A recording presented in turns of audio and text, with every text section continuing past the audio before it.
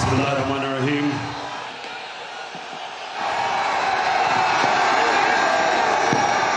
अल्लाह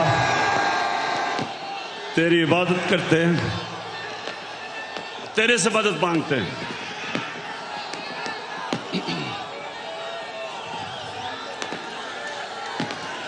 बहुत शुक्रिया, बहुत शुक्रिया, बहुत शुक्रिया। लाहौर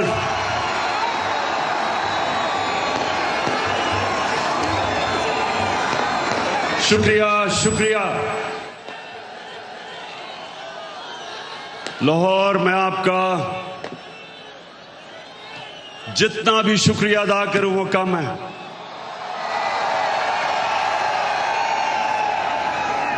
मुझे पता था कि आप मुझे मायूस नहीं करेंगे।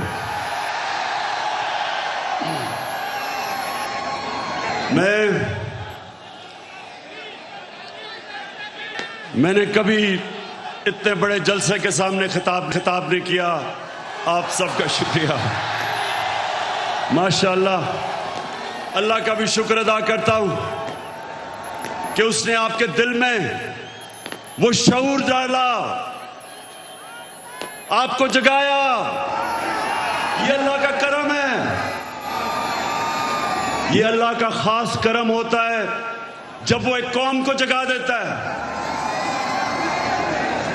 और एक इंसानों के हजूम को एक कौम बना देता है। ये अल्लाह तेरा लाख लाख शुक्र है। लाहौर में इधर पास ही मेयो हॉस्पिटल में पैदा हुआ था और मुझे बचपन से एहसास था।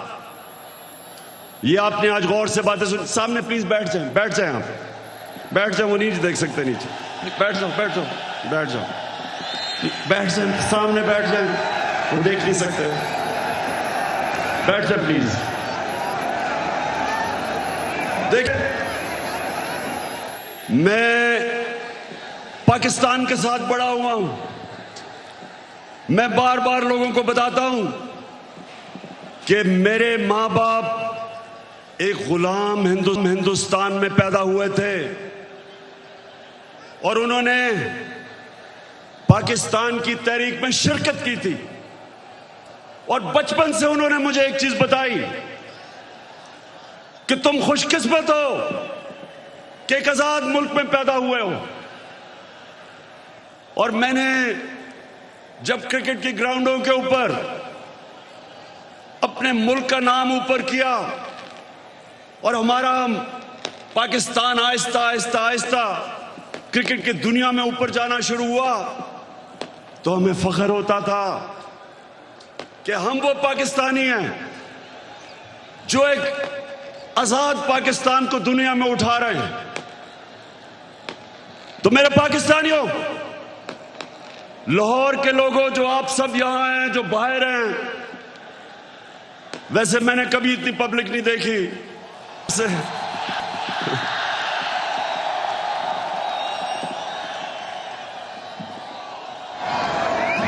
अब जितने भी लोग आज मेरी बात सुन रहे हैं, बड़े गौर से आज मेरी, क्योंकि मैंने आज आपको लाएमल देना है कि हमने ये ना गुलामी कबूल करनी है, ना ये इंपोर्टेड हुकूमत कबूल करनी है। और ये अब आपको पता चला है कि सिलेक्टेड हुकूमत क्या होती है। जो बाहर से सिलेक्ट होके लोगों के ऊपर मुसल्लत की जाती है, ये होती है सिलेक्टेड हुकूमत। जो डरती है इलेक्शन से, जो साजिशों से, जो पैसे लगा के, जमीन खरीद के, बाहर जो साम्राज्य उनकी जूते पॉलिश करके जो आज ऊपर हमारे मुल्क पे मसल्लत की गई है, तो मैं आज आपको लाएमल दूंगा कि मैं किसी सूरत इस हुकूमत को कबूल नहीं करूंगा। मैं इन गुलामों को और पाकिस्तान के करप्ट तरीन लोगों को मैं कभी कबूल नहीं करूंगा। और मैं अभी आपको लायामत देता हूं, लेकिन उससे पहले यह साजिश क्यों हुई? मेरे लाहौर के लोगों, जरा सा सब्र से सुने, यह साजिश हुई क्यों। मैं जब से वजीर आजम बना, मेरी सबसे बड़ी कोशिश ये थी कि हमारी आजाद फॉरेन पॉलिसी बने। आजाद फॉरेन पॉलिसी का मतलब ये कि हम जो भी फैसले करें अपने लोगों के मफादात के लिए करें। मैं अपने लोगों को किसी बैरूनी मुल्क की उनके मफादात के लिए कुर्बान ना करूं। मेरे फैसले मेरी कौम के लिए हों। ये वो लोग जो आदी हुए थे पाकिस्तानियों को हुक्म देते थे, धमकियां देते थे, एक ही टेलीफोन पे सारी बातें मनवा लेते थे, उनको ये चीज पसंद नहीं आई। मैंने ये भी फैसला किया जब जिस दिन मैं वजीर आजम बना कि मैं इंटरनेशनल फोरम में एक बात उठाऊंगा कि जो इस्लामोफोबिया और हमारे नबी सल्लल्लाहु अलैहि वसल्लम की शान में गुस्ताखी करते थे, मैंने फैसला किया था कि यूनाइटेड नेशंस में उठाऊंगा, ओआईसी में उठाऊंगा, हर फोरम पे उठाऊंगा, क्योंकि हमारे मुसलमानों को 1.5 अरब मुसलमानों को यह तकलीफ देते थे, वो भी पसंद नहीं आई, वो बाहर के लोगों को पसंद नहीं आई। और तीसरी चीज उनको क्या नहीं पसंद आई कि मैं जितनी भी फॉरेन पॉलिसी थी, चाइना से, रशिया से, मुसलमान ममालिक से, मेरी सबसे बड़ी कोशिश ये होती थी कि मेरी कौम को किस में फायदा है। मैंने कभी भी किसी से डिक्टेशन नहीं लिया और ना मैंने कभी लेना था। हुक्म किया कि रूस क्यों चले गए, हुक्म आया बाहर से कि आप रूस क्यों गए। मैं रूस इसलिए गया,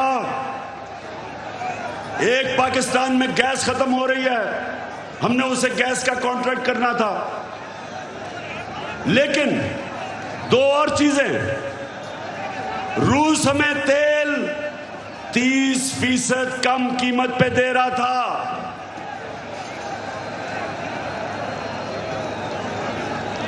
तेल 30% कम कीमत पे। इसका मतलब कि पेट्रोल और फजल रहमान को 30% कम पे हम बेच सकते थे।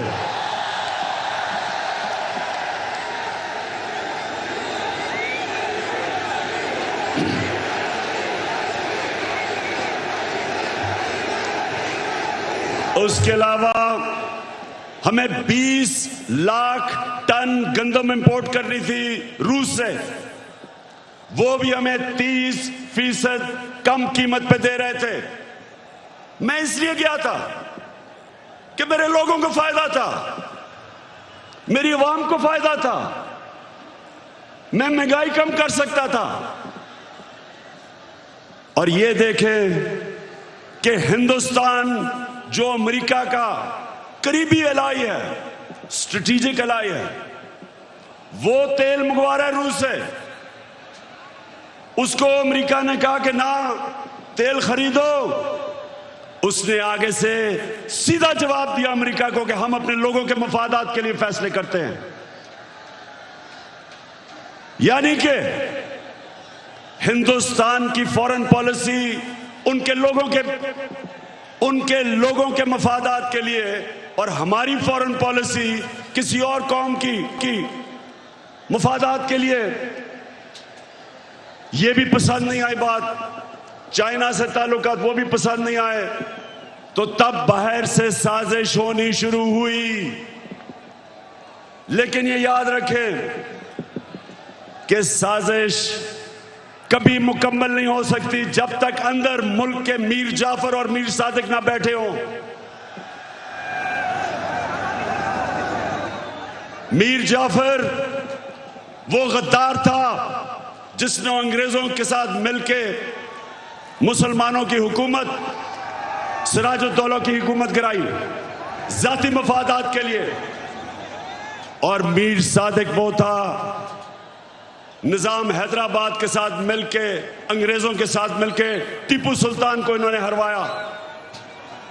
यहां भी मीर सादिक और मीर जाफर बैठे हुए थे जिन्होंने बाहर की साजिश में पूरा हिस्सा लिया।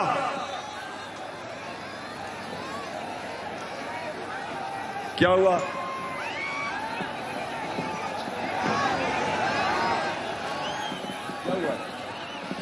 अच्छा सुना जरा, हो जाएगा ठीक।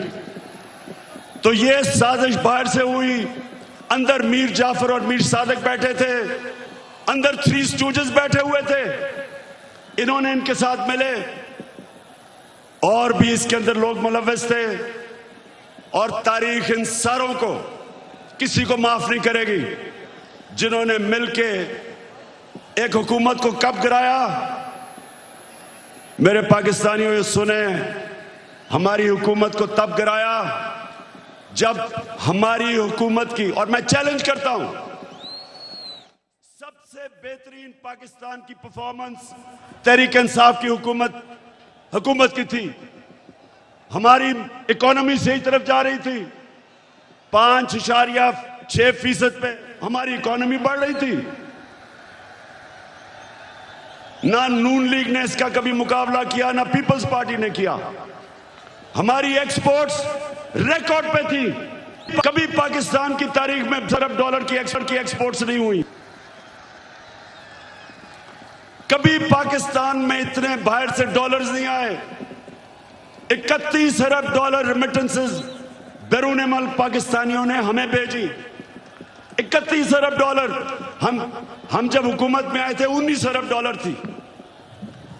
और पाकिस्तान की तारीख में सबसे ज्यादा पैसा हमने इकट्ठा किया टैक्स में, $6000 अरब से ऊपर। यह भी पाकिस्तान की तारीख का रिकॉर्ड था। हमने सबसे सारे बर्रे सगीर में जिस मुल्क में सबसे कम बेरोजगारी थी वो पाकिस्तान था। सबको पीछे छोड़ गए हम। और ये कब? जब कोरोना वायरस ने दुनिया में तबाही मचाई हुई थी। पाकिस्तान वो मुल्क है जिसकी दुनिया ने मिसाल दी कि उस मुल्क जिसने सबसे बेहतर कोरोना वायरस को हैंडल किया, अपने लोग भी बचाए, अपने गरीब भी बचाए, अपनी इकोनॉमी भी बचाई और अपने किसानों को। लाहौर के लोगों सुनो, हमने अपने किसानों को कैसे फायदा पहुंचाया। शुगर माफिया जो किसानों को कीमत पूरी नहीं देता था, टाइम पे पैसे नहीं देता था, क्योंकि सारे ताकतवर सियासतदान दोनों पार्टीज में शुगर माफिया का हिस्सा थे। हमने आके शुगर माफिया का मुकाबला किया, किसानों को पैसे दिलवाए ठीक टाइम पे और उनको कीमत सही मिली। उन्होंने अपनी जमीन पे लगाया। और पाकिस्तान की तारीख में 5 फसलों में की तारीख में सबसे ज्यादा पैदावार पाकिस्तान की तारीख में एक पिछले साल हमने किया। गंदम की रिकॉर्ड पैदावार, गन्ने की रिकॉर्ड पैदावार, मकई की रिकॉर्ड पैदावार, आलू की रिकॉर्ड पैदावार, चावल की रिकॉर्ड पैदावार, ये हमारे दौर में हुआ। जब दुनिया कह रही थी कि पाकिस्तान की इकोनॉमी सही रास्ते पे निकल गई है और जिस रास्ते पे जा रही है IMF की गुलामी से आजाद होने जा रही थी, तब इन्होंने हमारी हुकूमत को साजिश करके गिराया। पहले हुकूमतें गिरती थी, 2 दफा बेनजीर की हुकूमत गिरी, 2 दफा नवाज शरीफ की 90 की दिहाई में। जब भी गिरी करप्शन पे गिरी। मैं चैलेंज करता हूं, बताएं कि क्या इमरान खान ने कोई लंदन में फ्लैट लिए, कोई फैक्ट्रियां लगाई? मेरे पे आज इल्जाम लगाया जा रहा है कि जनाब तोशा खाना से इसने कोई चीजें ली। जरा लाहौरियों जरा सुनो, तोशा खाना है क्या, समझो पहले ये क्या है। जो भी तोहफा मिलता है प्राइम मिनिस्टर और उनके वजीरों को, जो भी तोहफा मिलता है वो तोशा खाना में जाता है। इनके जमाने में जब तोशा खाना में प्रेजेंट जाता था तो ये 15% पैसे दे के जो हुकूमत को जाती थी वो खरीद सकते थे। हम आए, हमने 50% रखा, 50% हुकूमत को जाता था और जो भी हम खरीदना चाहे हम खरीद सकते थे। जो भी मैंने खरीदी सब रिकॉर्ड के ऊपर है, सब कानून के अंदर है। और आज मैं आप सबको यह भी बता दूं कि मैंने उन पैसों से जो मेरे घर के नीचे सड़कें जो आम लोगों को भी फायदा पहुंचाती थी, वो तोशा खाना के पैसे से सड़क ठीक की, हुकूमत का पैसा नहीं लिया। मेरा जो घर है, मैं